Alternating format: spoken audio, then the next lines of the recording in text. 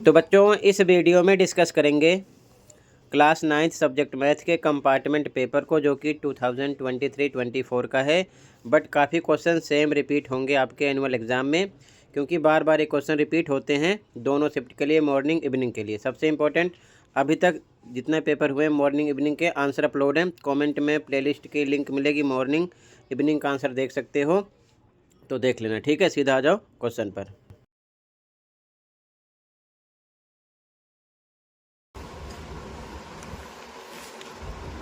पहला क्वेश्चन, 3 और 4 के बीच की परिमेय संख्या है। Rational number between 3 and 4 is.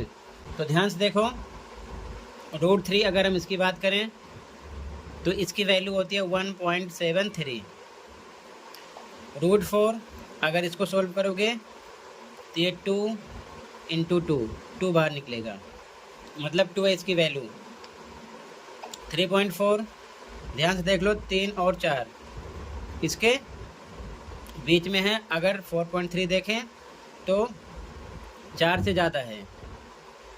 1.73 3 से कम है। 2 3 से कम है, तो ये भी नहीं है, ये भी नहीं है, ये 4 से ज़्यादा है।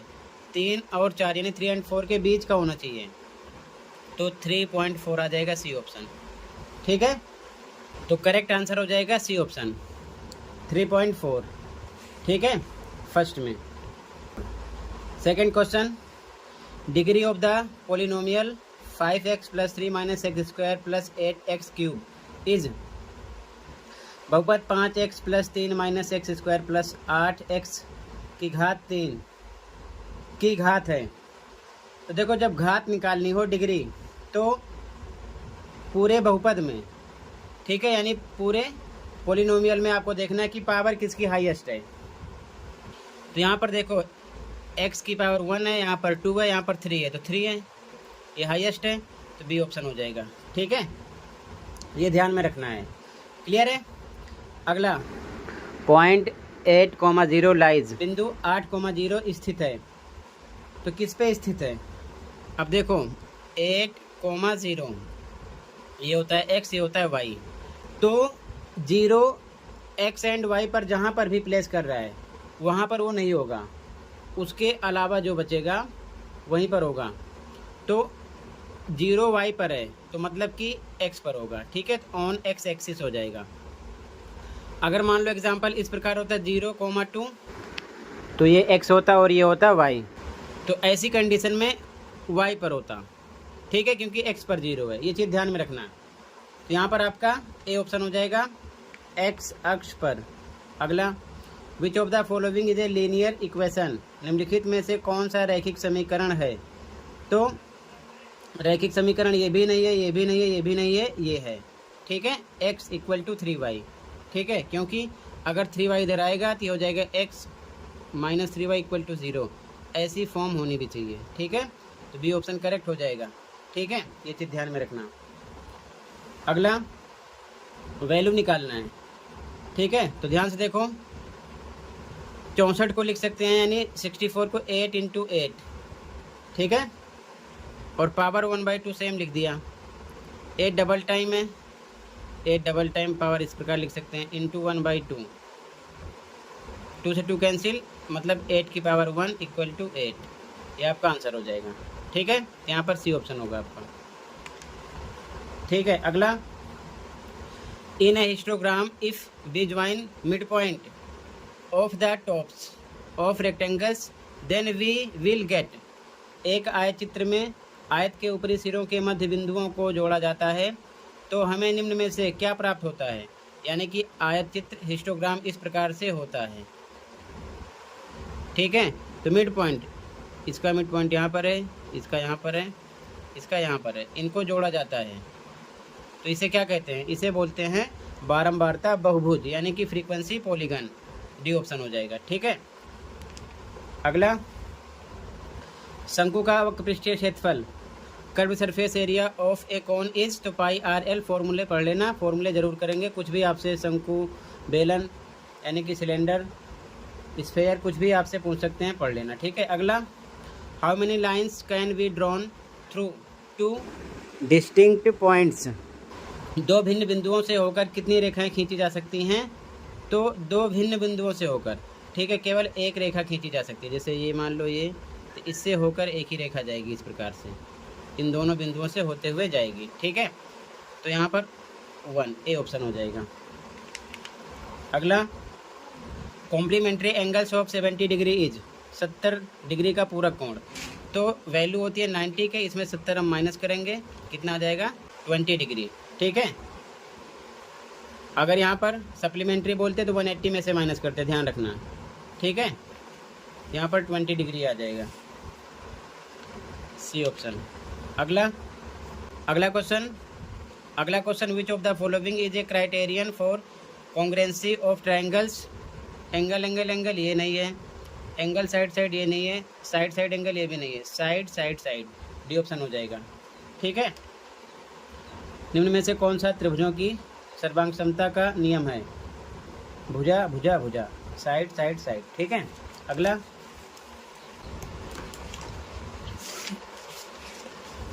अगला क्वेश्चन मान ज्ञान करना है, वैल्यू निकालना है। क्वेश्चन देखो, क्वेश्चन है 11, 3 + √8, 3 - √8।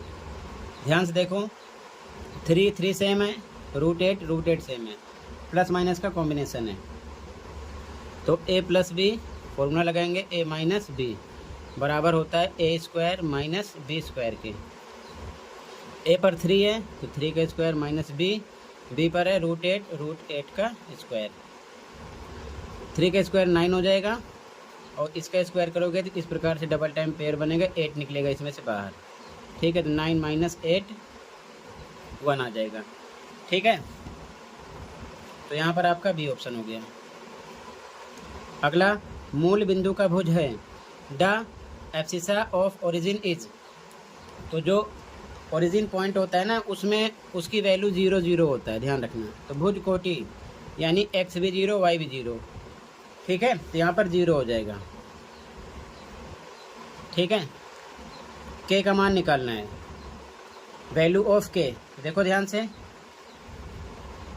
यहाँ पर दे रखे हैं 13, देखो 0 1, और इक्वेशन है x - 2y = k। तो ध्यान से समझो, ये होता है x, ये होता है y, यहाँ पुट कर दो, x पर 0 - 2 इंटू y पर 1 = k। तो हो जाएगा 0 - 2 × 2 = k, यानी कि -2 = k। k की वैल्यू -2 निकलेगी, ठीक है। तो यहाँ पर आपका सी ऑप्शन हो गया, ऑप्शन नंबर सी राइट होगा। क्लियर है। अगला, दी गई आकृति में एंगल AOC 120 है, तो एंगल BOD का मान in the given figure, if angle AOC = 120 degree, then value of angle BOD। Angle BOD, ध्यान से देखो, BOD ये निकालना है, ठीक है। तो अगर इस प्रकार से कंडीशन होती है तो ये वर्टिकली अपोजिट एंगल होगा, यानी कि शीर्षाभिमुख कोण, ये इसके इक्वल होगा, ये इसके इक्वल होगा। सेम कंडीशन देख लो, यहाँ पर क्रॉस सिंबल है तो ये इसके इक्वल जाएगा, ठीक है। तो 120 डिग्री ये भी हो जाएगा, साफ साफ ऐसे ही लिख दो, ठीक है। ये आ गया, सी ऑप्शन। अगला, sum of consecutive angles of parallelogram is. समांतर चतुर्भुज के दो क्रमागत कोणों का योग कितना होता है? हमेशा 180 होता है, ठीक है, 180 डिग्री, ठीक है।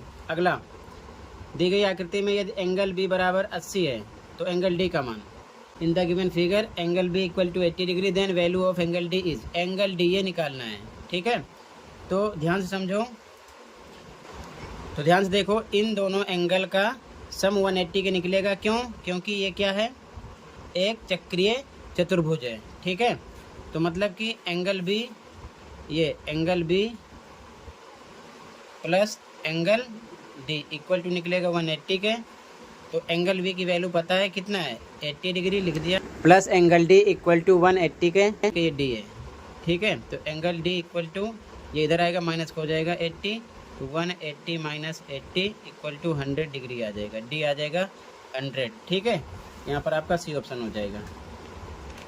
अगला, If A, B and C are the sides of a triangle and S is the semi perimeter of that triangle, then which is correct from the following?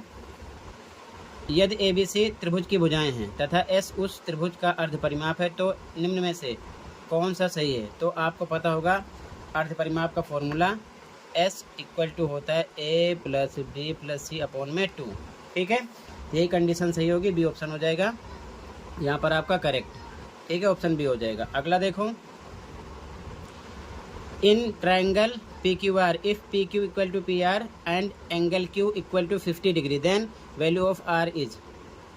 यदि त्रिभुज पी क्यू आर में P Q बराबर P R और angle Q बराबर 50 degree है तो are का मान होगा, ध्यान से देखो, पी क्यू पी आर के इक्वल है।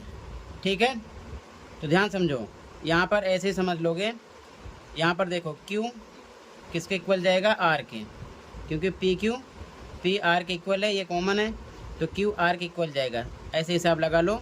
ठीक है, क्योंकि दो साइड इसकी इक्वल है, तो क्यू 50 है तो आर भी 50 होगा, 50 आ जाएगा यहाँ पर। ठीक है, ये चीज़ ध्यान में रखना, ये ऑप्शन हो जाएगा यहाँ पर करेक्ट आपका। ठीक है, आगे असर्शन रीजन वाले क्वेश्चन है, question number 19। If an angle is 30 degree more than its complementary angle then the angle is 60। यानी कि यदि एक कोण अपने पूरक कोण से 30 अधिक है तो कोण 60 है, बिल्कुल सही, क्योंकि 60 होगा, 60 प्लस 30 करेंगे तभी कितना होगा? 90 डिग्री। ठीक है, ये बात बिल्कुल सही है, क्योंकि पूरक की वैल्यू होती है कॉम्प्लीमेंट्री की 90 डिग्री के, तो तभी ऐसी कंडीशन हो रही है। अगला, दो कोण को पूरक कहा जाता है यदि उनके कोणों का योग 90 हो। Two angles whose sum is 90 degree are called complementary angle, बिल्कुल सही, तभी तो ये बात इस पर फिट हो रही है। तो यहाँ पर दोनों बातें सही हैं और इसी कारण ये भी ऐसा निकल रहा है। ठीक है, तो मतलब कि रीजन असर्शन का एक्सप्लेन कर रहा है, तो जब रीजन असर्शन का एक्सप्लेन करता है तो ए ऑप्शन लगाते हैं, ए हो जाएगा यहाँ पर करेक्ट। अगला, assertion parallel lines are lines which never intersect each other, बिल्कुल सही बात है, ये समांतर रेखाएं वे रेखाएं हैं जो एक दूसरे को कभी नहीं काटती, इस प्रकार से जा सकती हैं, इस प्रकार से जा सकती हैं। ठीक है ना, किसी प्रकार से समांतर रेखाएं जा सकती हैं, बिल्कुल सही बात। अगला, दो या दो से अधिक समांतर रेखाएं हो सकती हैं, बिल्कुल सही। टू और मोर लाइंस कैन बी पैरेलल, बिल्कुल सही, लेकिन दो या दो से अधिक समांतर हो सकती है, इस वजह से वो एक दूसरे को नहीं काटती, इसका इससे कोई मतलब नहीं है, तो यहाँ पर बी हो जाएगा। ठीक है, कि बातें दोनों से हैं लेकिन रीजन असर्शन का एक्सप्लेन नहीं कर रहा है, तो बी लगा देंगे। ठीक है, यहाँ तक क्लियर है ना? तो बच्चों, इसके आगे अब सबसे पहले कंप्लीट क्वेश्चन पेपर देख लो, फिर कंप्लीट पेपर की आंसर की इसी वीडियो में शो करेंगे, आप कंप्लीट पेपर की प्रैक्टिस कर सकते हो। ठीक है, तो सबसे पहले देख लो ध्यान से क्वेश्चन को, ये सभी क्वेश्चन असेसमेंट के हैं, बार बार रिपीट हुए हैं, √2, √3, √5, ये सभी क्वेश्चन कर लेना, संख्या रेखा पर शो करने वाले हर बार आते हैं। ठीक है, ये सभी क्वेश्चन जो देख रहे हो सब असेसमेंट के हैं, सभी चैप्टर के असेसमेंट अपलोड हैं। आप इस वीडियो के नीचे मैथ की प्लेलिस्ट की लिंक मिलेगी, क्लिक करके ओपन करके प्रैक्टिस कर सकते हो। लास्ट ईयर का annual paper, mid term paper, इस सेशन का mid term paper, annual practice paper, सब कुछ मिल जाएगा। मैथ की प्लेलिस्ट देख लो, अच्छे से तैयार कर लो। ठीक है, ऐसे क्वेश्चन भी बार बार आते हैं, P/Q की फॉर्म में लिखना हर बार आता है, तो इसकी भी प्रैक्टिस कर लेना। इसी के साथ ही क्वेश्चन पेपर कंप्लीट हुआ। अब देख लो ध्यान से सॉल्यूशन। ठीक है, तो बच्चों यहाँ से सॉल्यूशन स्टार्ट हो रहा है इस पेपर का। ठीक है, तो ध्यान से कंप्लीट पेपर की आंसर की देख लो और आराम से प्रैक्टिस कर लेना। कहीं पर कोई डाउट होगा बताना, आपको सेपरेट वीडियो फिर से मिल जाएगी विद फुल एक्सप्लेनेशन। ठीक है, तो ध्यान से देखते चलो सॉल्यूशन को। ओके।